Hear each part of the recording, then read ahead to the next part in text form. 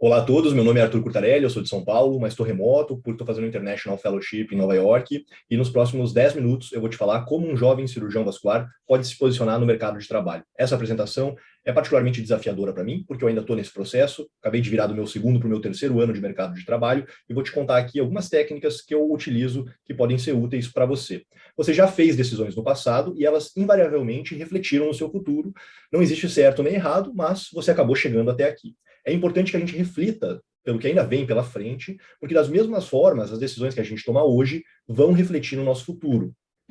Então, escolhas e posicionamentos profissionais têm a ver com planejamento e resultado. E é algo pequeno que a gente faz e constrói diariamente e que só é possível de ser percebido após algum tempo. Então, é importante que você olhe aonde você quer estar no futuro, para que as suas escolhas nesse meio do caminho te levem até lá.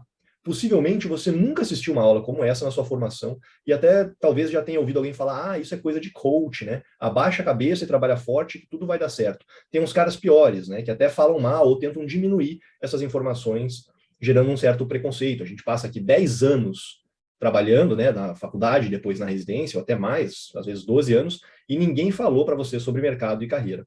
Então, para você aproveitar esse conteúdo, a primeira coisa que você precisa fazer é se livrar do preconceito em relação a isso. Treinamento profissional, mindset, reflexão sobre futuro, soft skills, não são bobagens de internet, e esse conhecimento são os que podem te levar a outro patamar na carreira e talvez até a ganhar mais grana no futuro. Outro grande problema que nós cirurgiões somos forjados para serem tomadores de decisão lógica, né, imediata, e de certa forma até donos da razão, porque é assim que funciona no campo cirúrgico. Então, escutar sobre isso às vezes é difícil para nós, né, não soa muito bem. Então a gente tem que tomar cuidado com isso daqui, ó, nós cirurgiões e a nossa soberba. Mas se você for soberbo em achar que você domina todos esses conceitos, ou que esses conceitos aqui que são trazidos do mercado corporativo não são úteis para nós, ou que você já domina eles, talvez você esteja caindo no efeito Dunning-Kruger, onde pessoas que não sabem absolutamente nada sobre essa ciência ou qualquer outra, eles acham, têm a soberba de que dominam esse conceito. Mas basta você questioná-las, ou elas irem estudar um pouco, ou até elas tentarem explicar para outra pessoa que ela logo cai nesse abismo aqui, ó, do abismo do nada sei, e aí ela realmente percebe que existe um mundo que ela não conhecia. A gente passa uma vida inteira olhando só para livro de medicina, e aí a gente entra no mercado de trabalho e percebe que o mercado corporativo, o mercado de saúde é outro. E aí bate o desespero, né? Eu sei fazer medicina, mas eu não sei fazer negócio. Como lidar com isso agora? Então, por que se posicionar é importante e por que essa aula está no Congresso? Uma das principais coisas é porque você precisa transparecer e mostrar para os outros aquilo que você quer que eles enxerguem em você. Então, se você é um cara que quer trabalhar com arterial, endovascular, alta complexidade, você precisa declarar, autodeclarar isso para o mercado e para a sociedade, se posicionar dessa forma para que eles te enxerguem assim. Se você quer ser um cirurgião que atende todas as patologias vasculares, venoso, arterial, linfático, então faça disso a tua bandeira. É muito fácil a gente encontrar exemplos de colegas que operam mal, que não dominam conceitos técnicos, às vezes fizeram formações muito ruins e estão muito melhores posicionados no mercado do que nós, ou talvez até ganhando mais grana que a gente.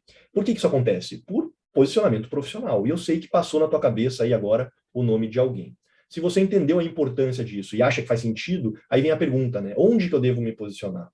E isso passa desde a menor situação, por exemplo, um aperto de mão, como você aperta a mão de uma pessoa, até a entrega do teu telefone profissional. Se você rasga um papel, um guardanapo, escreve a mão e entrega para essa pessoa, você transparece uma coisa. Se você entrega um cartão bem apresentado, entrega 3 cartões para essa pessoa e fala: olha, um é para você, os outros 2 é para tuas 2 amigas que vocês acham que precisa de tratamento vascular também, você transparece uma outra coisa, né?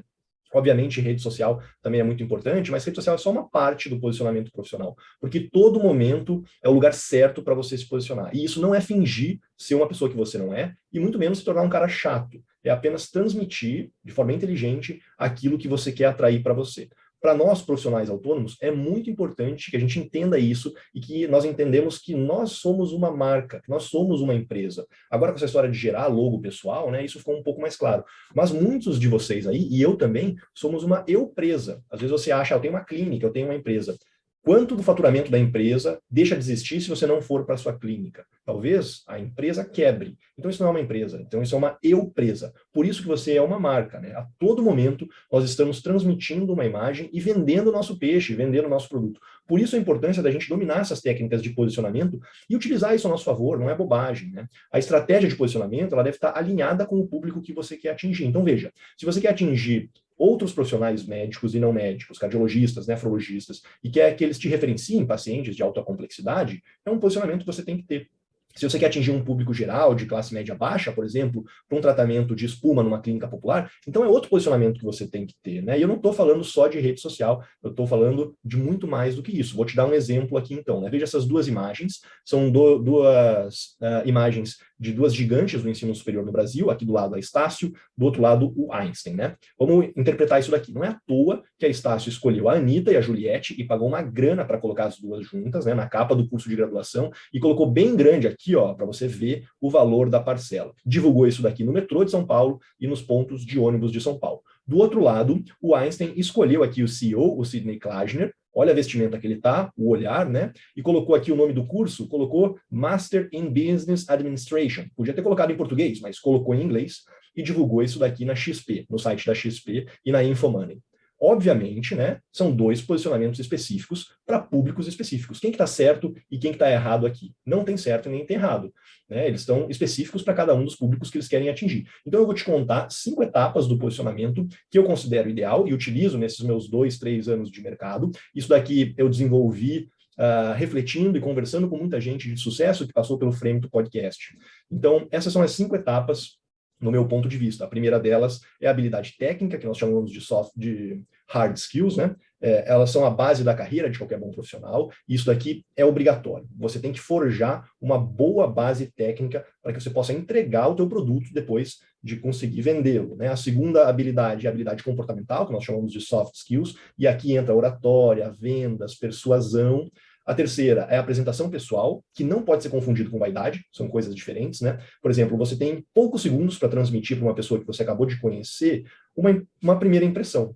E essa apresentação pessoal tem tudo a ver com isso. Eu vou te falar a teoria dos arquétipos, por exemplo. Networking, para mim, é a mais importante delas, isso pode mudar completamente a sua carreira. E, por último, a antifragilidade ou evolução pessoal, que, diferente de resiliência, faz você se tornar cada vez mais forte após cada derrota ou após cada batalha. Então, rapidamente, um slide para cada um deles. Né? O que é o hard skill? Isso aqui tem a ver com conceitos técnicos. Então, foi o que você forjou lá na tua residência médica, na tua graduação, né? São conceitos aprendidos na carreira e que são transportados para sempre. Então, se ficou algum gap, algum defeito lá, você precisa corrigir. E você pode fazer isso com curso, fellow, pós-graduação, e fazer as suas validações. Muito importante que você seja titulado. Isso aqui entra no posicionamento profissional. Ética está aqui dentro, e ética é indiscutível. A gente tem que seguir a ética e transparecer ética e falar sobre ética para os nossos pacientes, para os nossos profissionais não médicos, isso aqui é indiscutível, né? Agora, empreendedorismo e conhecimento e finanças pessoais também está em hard skill e ninguém ensina isso para nós, mas a gente tem que saber como que funcionam os planos de saúde, como fazer a precificação no mercado particular, né? E como cobrar os códigos, por exemplo. Em relação à divisão de tempo, empreendedorismo, eu gosto muito da técnica que o Dr. Igor Simples me ensinou, ele ensina isso para todos os fellows da equipe, que é dividir o teu tempo de produção, o teu tempo de atividade em 3, um terço para cada. Então, o primeiro terço é para você pagar suas contas para os próximos 30 dias. O segundo terço é para você agregar valor para os seus próximos 5 anos, ou seja, para daqui a 5 anos você está ganhando mais, trabalhando menos e produzindo melhor. E o terceiro terço é para você pensar na sua aposentadoria, para daqui a 15, 20 anos. Você se dedica para agregar valor lá para frente. Dessa forma, você projeta uma carreira de sucesso. O segundo é o soft skills, então soft skills tem a ver aqui com persuasão, decisão, vendas e liderança. Cada uma dessas daqui existe técnica por trás, existe técnica por trás de vendas, existem técnicas por trás de persuasão. E pessoal, isso aqui não é pejorativo. Persuadir alguém não é fazer a pessoa fazer aquilo que ela não quer, é você convencer ela a fazer aquilo que ela quer. Por exemplo, por que operar com você a varize e não operar com o cirurgião vascular que está do outro lado da rua? Para isso, você vai utilizar técnicas de venda. Existem técnicas para isso. Você quebrando objeções, antecipando atritos. Existem técnicas de persuasão e você vai utilizar para colegas, para pacientes e também em funções administrativas. Aqui entram as mídias sociais. E não tem jeito. Esse mercado veio e não vai mais embora. Isso aqui é o novo mercado. As páginas amarelas não voltarão. Então, se você não está no digital, você não existe. Se você não está no digital, então está na hora de você ter um site e ter uma rede social profissional. E vejam, quebrem o preconceito em relação a isso. Existem técnicas para fazer Instagram, YouTube, TikTok, LinkedIn e Twitter. Você pode fazer isso de forma ética e adequada. E técnica de oratória e comunicação. É fundamental você ter uma boa oratória. Você não tem que ser professor para ter uma boa oratória. A boa oratória tem que estar dentro do teu consultório, desde o momento como você se apresenta, do momento onde você explica o diagnóstico para o paciente e para a acompanhante, até o momento do fechamento do tratamento. Então, observem as 10 top soft skills que eu listei aqui. Comunicação, automotivação, liderança, responsabilidade, relação com o time, resolução de problemas, capacidade de decisão, capacidade de trabalhar sob pressão, flexibilidade e gerenciamento de conflito. Qual deles aqui serve para o cirurgião vascular? Absolutamente todos, né? Então nós temos que aprender soft skills. A apresentação pessoal não é vaidade, são coisas diferentes. É fato, você tem 3 segundos para causar uma boa impressão e gerar empatia ou antipatia. Isso aqui está diretamente relacionado com como as pessoas te enxergam, né? Então se você é o cara que fala assim, eu sou assim, os outros que me aceitem, vestimenta não importa, o que importa é meu conhecimento técnico. Você até pode ser essa pessoa, mas você invariavelmente vai estar sujeito aos mesmos 3 segundos que aquele cara que veste bem e se apresenta de forma adequada. Quem que vai sair ganhando? Então essa frase aqui, você tem que mudar esse conceito, porque você agrega valor à sua imagem quando você está bem apresentado, com a higiene em dia, simpático, sorridente, dente ok, é educado, é gentil, e ainda tem uma linguagem que chama linguagem não verbal, que está relacionado com postura, gesto, olhar, fala. Se você olha no olho, se você olha no nariz, se você olha na boca, se você olha para o tórax, tudo isso diz muito sobre você. Se você passa a mão no cabelo, se você não passa, se você está de braço cruzado ou com as mãos estendidas, tudo isso gera na pessoa uma outra impressão.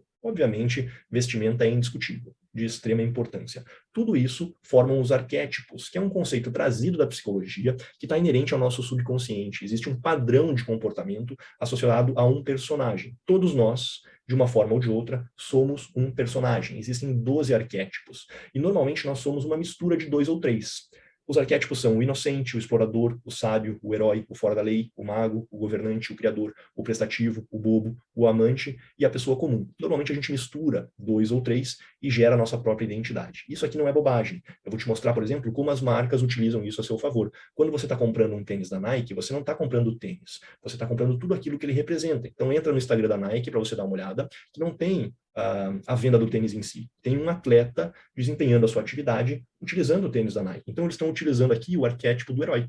Quando você vai ver um aviso, por exemplo, da Harley Davidson, você vê uma moto linda, numa paisagem excelente, um cara dirigindo, uma mulher dirigindo, cabelos ao vento. O que eles estão transmitindo ali? A sensação de liberdade, é isso que eles estão te vendendo. Então, compre o meu produto e você vai ter o arquétipo do fora da lei. A gente pode fazer isso no nosso mercado também. Funciona muito bem.